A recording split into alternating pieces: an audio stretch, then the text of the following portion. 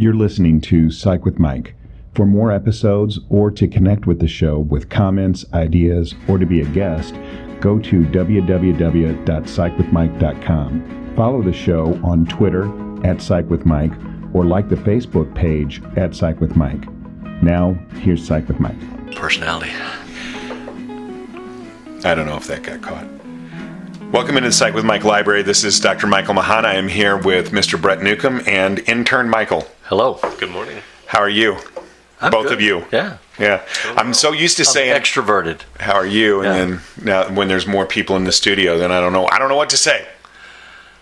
When you don't know what to say nothing at all. That's what they advise. Crickets. Missouri says you and all, so how are y'all? I think is how that works out.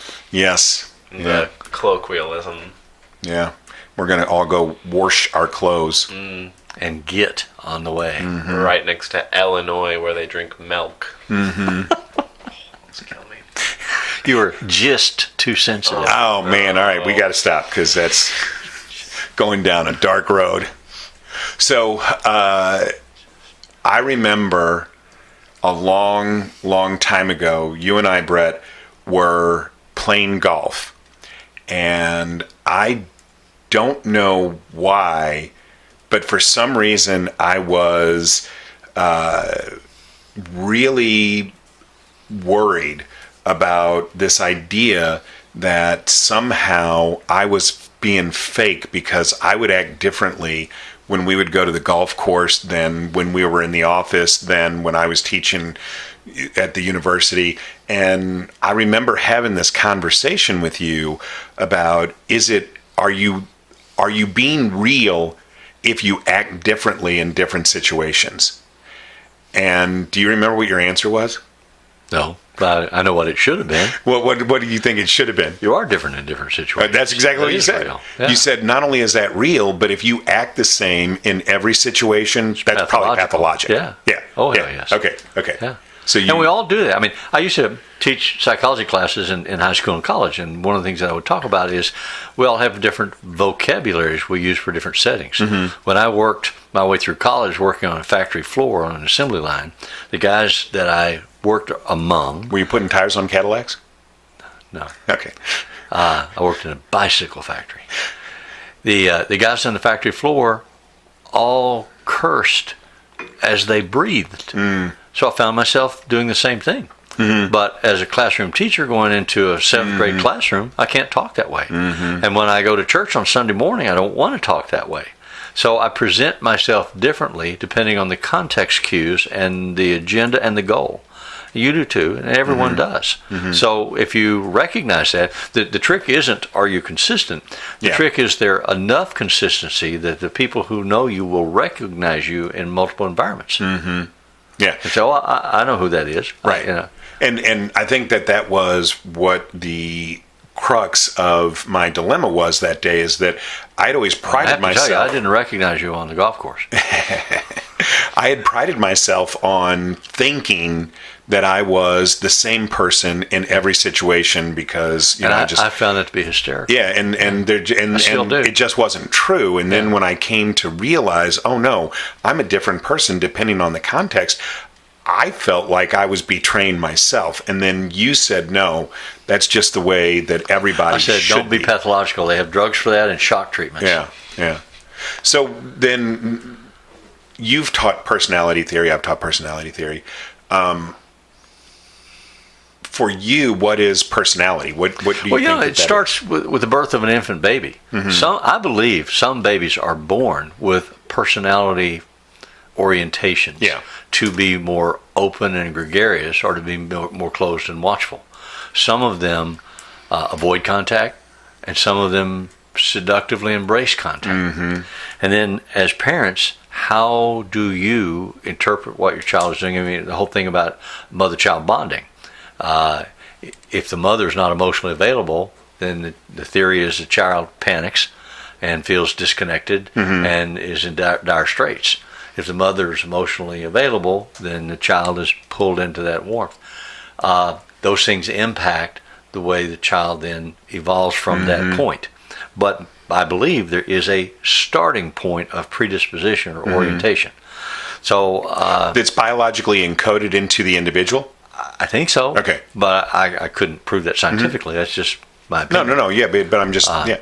So it's interesting from there to say, well, how does your personality develop? And I think a lot of it is fundamental orientation impacted by training and experience. How do your parents train you to handle anger? You see a 1-year-old who's so frustrated because he can't have a piece of candy that he bites somebody or he hits somebody. How do the parents respond to that? I know parents that say, well, I'll bite him back, teach him not to bite. Well, I think that's just among the stupider and more abusive things I've ever heard. But that's what they say proudly. Like, well, I'll teach my child. I don't know the right answer. I just know a lot of the wrong answers. I wonder if they... So, oh, that's not working. If they train their dogs the same way. Probably. My dog bites him, but I'll just bite him back. Yeah. Okay, well, then the dog's probably going to bite you. Dogs. Yeah. So for me, I would say that in my view of psychology, that personality is really, if not equivalent to, very much ingrained in emotional regulation. So I think that those things are somewhat synonymous. So your personality, the way that people experience your personality is based on your emotional regulation capacity. Does that make sense? Yeah. But so then I wondered, stubbornness and oppositionality, is that ingrained or learned? Do you learn to be stubborn? Or are you just stubborn? I think you learn to be stubborn. I think you respond to your environment for the most part, and I think I do think you respond to your environment in that regard. So what about resilience? I think you can change these things over time. Yes. Yeah. So we are educable. Yeah, I think we are generally responsive to different things, right? We talk about so Pavlovian personality stuff. disorders, right? And how do you treat a personality disorder? Well, you introduce other tools or you introduce other methods to lean on instead of whatever that undesirable personality. But Otto Kernberg contends that you can't really modify personality disorders until the personality disordered individual is between 40 and 50 and wants to work hard enough to change. The only thing that you can do, he says, and he and Masterson are the two main voices in this field that I studied, he says what you have to do is supportive expressive psychotherapy. You have to give them ways to vent and relieve their emotional cycles, but try to encourage them to be stable. And sometimes that takes medicine, sometimes that takes training, sometimes that takes discipline, whether it's exercise, diet, sleep patterns, whatever it may be. But you teach them over time. The crash and burn phenomenon is less frequent, but the rhythm is still there until they hit that age where potentially they could change, but they can't do it until then. Yeah, and I agree with that. And you and I really studied Kernberg and Heinz Kohut and all of those guys, which are not necessarily as rigorously household taught names today.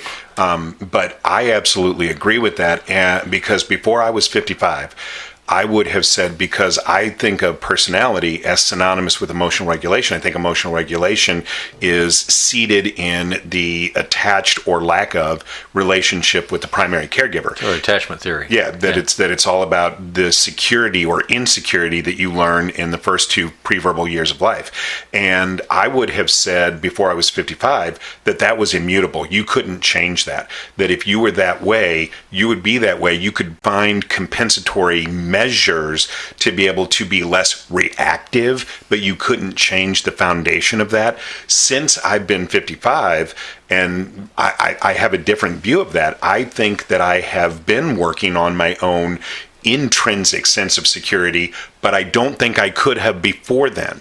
So I absolutely agree with Kernberg. I think that there is something about that, and I don't know that there's an age range that I would identify, but there is a point at which in life, I think there is somewhat of a review available process. to that. Yeah. I wonder if that's correlation and not causation, right? I wonder if it's not so much that you are between 40 and 50, but that the vast majority of people who Cranberry studied and who he was able to successfully work with in personality changing happened to be at a stage in their lives when they were 40 or 50. And Right. if that is actually shifting, right? We look at like actualization of identity and different identity crises, and we found that people are starting to have their identity crises earlier in life. Yeah. And I wonder if that is a focus on self-improvement. I wonder if that's a focus on entering into dialects with oneself earlier in life. I think, that's a really intriguing question, to which I don't have the answer. But what I was about to say is I think some of it, I was having a conversation earlier this week with a friend who has a family member that's diagnosed as borderline. And this friend was talking about the kind of aggressive anger that happens when the hypomania occurs. And how frustrated she is that this is happening again with this individual. And, she said, this individual will not have someone in their life that will put up with that. And I just laughed and said, yes, they will. They have a radar that lets them find them. If this person gives up, they'll go find another one that'll take that crap. And they'll go find another one that takes that crap. Yeah. And so they just keep replicating that persona to bounce against. But the question that you raise is it possible that they could discover earlier a different way to do it and invest themselves in trying to do it differently? And I think that's one of the goals of doing therapy, is to try to create that matrix. Right. But But I think possibility occurs. Well, but for that to be salient, I think we have to then explore what Michael said about it could be correlational, but is it causal? So then we have to say, okay, well then what is causal? Because when I think about my own, looking at me, I think that part of the reason why there was an open window after the age of 55 is, I think it's partly biological. I think it's hormonal. I think it's partly because I had lived through the process of industry, the stage of industry, according to Piaget, where I had built a career that I was feeling good about and successful, which gave me a different understanding of myself than was based on my early experience. So I think that there are a lot of dynamics that go into that. I don't know which one of those is the cause, or if it is a myriad of things, or if neither one of them even is impactful and I'm just, whistling across through the graveyard. But I think that what is the causal, if we could identify what the causal factors are, then we could more directly. So there are studies that attempt to do exactly that. Yeah. And categorize the responses. Character traits. Right. Are you agreeable? Are you conscientious? Are you eager to please? Are you an extrovert? Are you an introvert? Are you a neurotic? Talking big five. Find those clusters.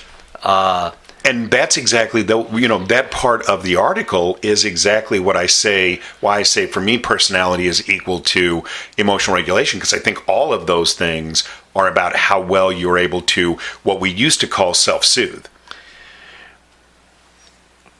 Yeah. You brought up an interesting point around an individual with BPD finding others who will dance the same dance. Dance the same dance, Yeah. right? And what I've always heard, when you said that, the attachment theory bit clicked for me, because I always think anxious avoidant, right? Anxious finds avoidant, avoidant finds anxious, and they end up in these situations. And that really draws a parallel for me. So I'm thinking there might be some merit to what you're saying about But the anxious avoidant deal slides into a concept called the isolator and the pursuer. Right. And the isolator chases or it runs from the pursuer until they get to the extreme end of the pendulum swing. And then the pursuer finally says, screw it, this isn't working, I give up. And in that exact instant, they reverse roles. Then the pursuer becomes the isolator and starts to go back, and the isolator chases them and says, wait. They get to the other end of the pendulum, so their relationship is a cyclical history of role reversal. So Harville Hendricks is the guy that developed that theory. Yeah, I know that from Imago. Karen Whitaker and Judith. I'm blanking on her last name. Viorst? No. Anyway, I'll think of it eventually, hopefully. But and they talk about this idea of, they call it dismissive and preoccupied instead of pursuer and isolator. But exactly that dynamic that it has to do with the way in which that they utilize conflict in the context of the relationship. So one person's going to use conflict to try and initiate intimacy. The other partner is going to use conflict as a way to gain distance, and that yes, they're going to use that at cross purposes until the pursuer, then feels frustrated, stops, and then they switch roles. So we do a lot of couples counseling, marriage counseling in our career. Okay, before we do that, let's go to the break, and then we'll pick that up on the other side. No, I'm going to pout. Okay. Hey guys, Dr. Michael Mahan here from Psych with Mike. And do you think that you have a story to tell? I know that when we started Psych with Mike, the things that we really wanted in a podcast hosting company was that they knew what they were doing. And Libsyn has been around since the very beginning. They're the oldest running consecutive, still existing podcast hosting company in the entire world, I think, but certainly in the United States. So they've been around since people started uploading things to the internet. And so they have a lot of experience. But we also needed a service that was easy to use, and Libsyn is just so intuitive. And even though they've got all of this experience, they just keep on upgrading. So they just recently went through a major renovation, a major upgrade to Libsyn 5, and made the service even more intuitive and user-friendly than it was before. And it was so user-friendly before that I was able to figure it out and get Psych with Mike up on the service. So we've been using Libsyn since the very beginning of Psych with Mike for over 2 years now. We love them. And as a friend of the show, if you go to Libsyn and start a podcast right now, you get your first month free. So you go to Libsyn.com and use the code FRIEND, so friend of the show, friend. That's LIBSYN.com, and use the code FRIEND, and you get your first month free. And as always, if it's Friday, it's Psych. Are you still pouting? No. Okay, I'm over it. Go ahead. In doing a lot of couples counseling, Yeah. you have to have a way to explain, why does this always happen to me? Why, like the alcoholic female, the female that's married to an alcoholic male won't statistically divorce him just because he's an alcoholic. However, should that ever happen, then she says, I've washed my hands of that, I'm going to go find somebody new. Right. She goes and finds another alcoholic 9 times out of 10. And she swears he was completely that wasn't different. visible. Yep. He wasn't there. And what you work on is saying it was visible. Mm-hmm. You have, and we use the radio band theory, the frequency band theory. You have certain frequencies of attraction that you both send and receive. You're like a radio transmitter.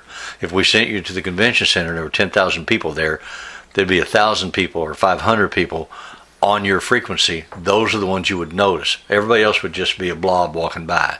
But your radar says target, target, target, and you choose from among those targets. Right. And that's an unconscious process that you're unaware of. Oh, yeah. Mm-hmm. But then you replicate the dance of relationship and get to the same place. Mm-hmm. And so if you want to change, one of the things you have to work on is learning what your frequency modulators are and change them.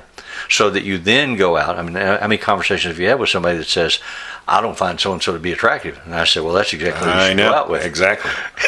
And they're like, oh, that would be horrible. Well, that's... If you go find what's attractive to you right now, it's going to get you in the same boat. You're gonna, and you still don't have a paddle. Exactly. There's a great, very approachable couple sets of books by Catherine Woodward Thomas. One is called Conscious Uncoupling. It's really good about how do I end a relationship without a whole lot of drama and angst. Yes. Yeah. What's the best way to do a divorce? Yeah. Got a lot of attention from like Gwyneth Paltrow and a few other celebrities a while back. The other one she has is called Calling in the One. And it's talking exactly about what you're talking about here, setting your frequency dial to what you want in a partner and what you're saying you want in a partner, not just what you've had in a partner. And what you say is not necessarily what you want, because you got to learn how to be honest with yourself. Exactly. Who am I? What am I looking for? Let's say the average, the average distance between marriages, right? Between divorce and second marriage or next marriage is about 9 months, right? Yeah. And how much growth and personal reflection can you really do in those 9 months? Well, but there are some patterns there too. I mean, typically, men won't ask for a divorce unless they've already found a replacement. Women will ask for a divorce because they feel unfulfilled, violated, frustrated, empty, and they say, "You're not doing it for me, so I want you to go away." They haven't even begun to look for a replacement at that point, but they're able to say, "This is not good for me." Men typically are not. They're like little kids on a jungle gym. They won't turn loose of this bar until they have this one in hand. So I think you have to look at the sex of the person as you have those conversations. What language can you hear? Which is one of the clinical challenges you face as a therapist. How do I hear the language? Neuro-linguistic programming, the usage of the person sitting in the chair opposite me as I try to learn who they are and how they reveal themselves to me. Because when I want to make an intervention, I'm much more successful if I can intervene with terms that resonate with them. Yeah. Well, and so, then I think, let me start a different way. Based on the conversation that we're having, I would ask you guys, would you agree with this, that we started this by talking about, is personality indelible across the lifespan? Is it consistent from the minute you're born until the minute you die? And I think what we're all saying is that may not be. That's what I was taught when I was an undergraduate at St. Louis University back in the 1980s, that personality was pretty fixed, that there wasn't a whole lot you could do to really change that. You could learn, different behavior modifiers, but the personality was pretty consistent. But I think what we're saying is maybe that's not as fixed as people used to say that it was. Is that fair? Yes. Okay. So, would you agree? I do agree. I remember, I'm trying to look it up because I don't remember who did the study. But there was a really controversial study that had come out maybe 10 years ago that says you get a new personality every 5 years or so. That would be interesting. And I thought about, my 10-year high school reunion is supposed to be next year, and I thought about how excited I was. And most people aren't very excited for their 10-year reunion, unless they did really well in life and want to go show off. But how excited I was to meet some of the people again and meet who they had become, because I'm really viewing it through the lens of not catching up with old friends, but rather meeting new people where they are at now. Right. Okay, so what I would, though, my reaction to that would be, just because, like all of us are clearly very different than we were in high school, do we have new personalities because of that, or is that just a function of the developmental process? We have more and better clothes. We have more money.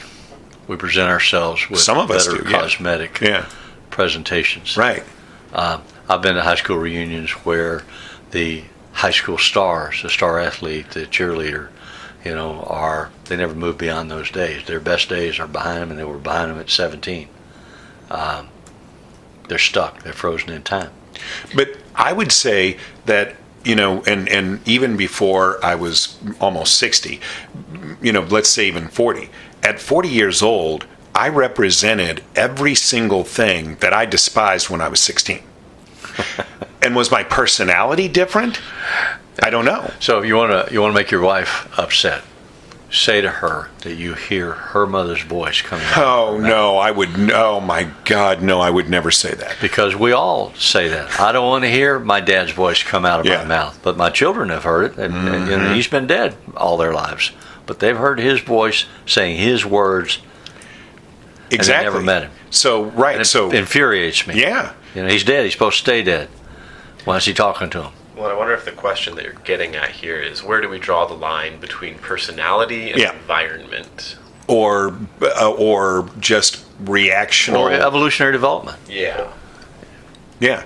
And are they different? I mean, are they the same thing? Continuous. Right, because if personality is a function of development, well then obviously yes, it should evolve over the course of the lifespan. But if personality is different from emotional development, if it's a separate thing, like you said, we were talking earlier, and we were talking about that a lot of people say that as you get older, you return to a lot of childlike behaviors, right? And you had said that, Brett, you had said that if you were a curmudgeon in your old age, you were probably a curmudgeon as a child. And I said, oh, well, that's great because I was a delightful child, which may or may not have been true. There are those among us who would disagree. Yeah, but if you do return to a lot of those same characteristics, childlike behaviors, as you get older, that would actually be a plank in the board or in the platform that says personality is consistent. Well, all I can say to that is that the people who are listening, if they have those questions, come back next week and see if we're the same. See if we're saying the same thing? Yeah. Yeah. Well, we probably won't be because we'll forget what we said because we're old. That's a function of old age. Yeah. Right. So, I don't know if I am, after this conversation, if I'm more on the side of personality is consistent or more on the side of the personality can change. But I will say that I do have very different ideas about the consistency of that at 58 than I did when I was 40. Certainty is a problem. Yeah. And Well, for clinicians, amen. you have to understand you live in a land of smoke and mirrors, constantly evolving, constantly changing. I wish somebody had told me that when I was starting out. Somebody did tell you that when you were starting out. I was there. But you are so right that everything is an evolution, and if you have an opinion that you feel like you are absolutely wed to, that is the core of your identity, that will never change.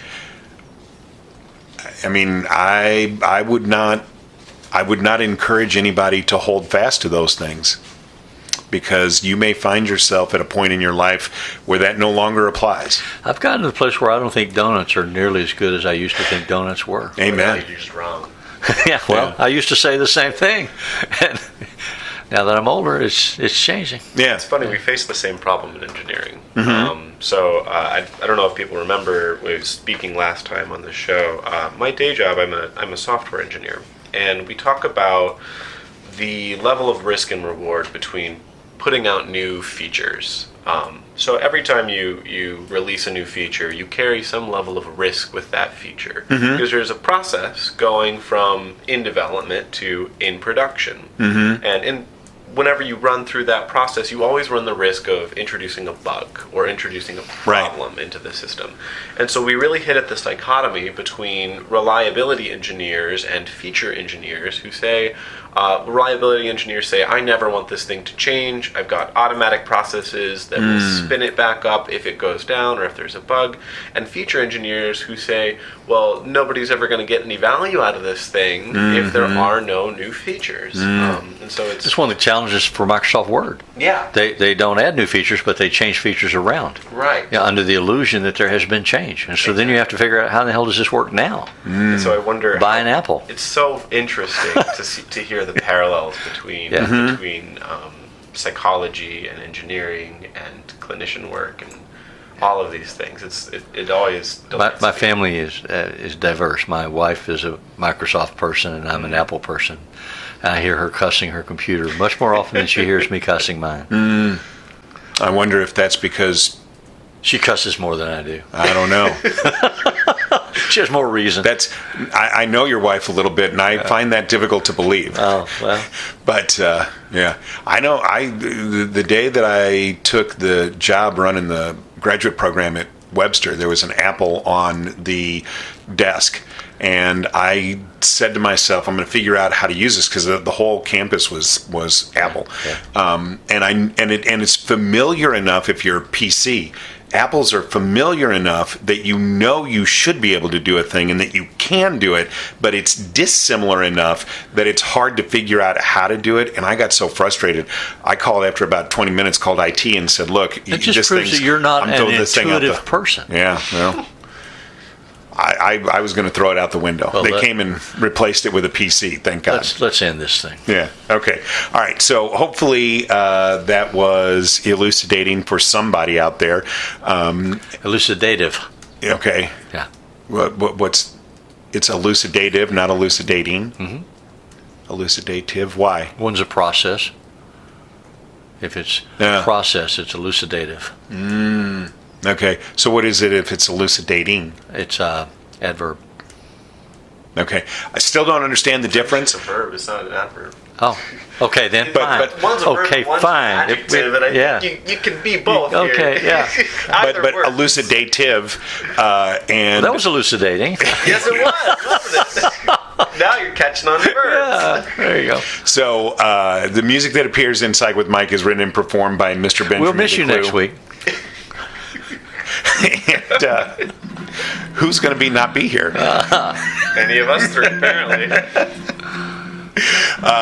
We really would like it if anybody would go to the websites, find us on Apple Podcasts, and leave us some comment and rate us. But if you really, really want to help us out, the best way to do that is to find us on the YouTubes. Search Psych with Mike and subscribe to the show.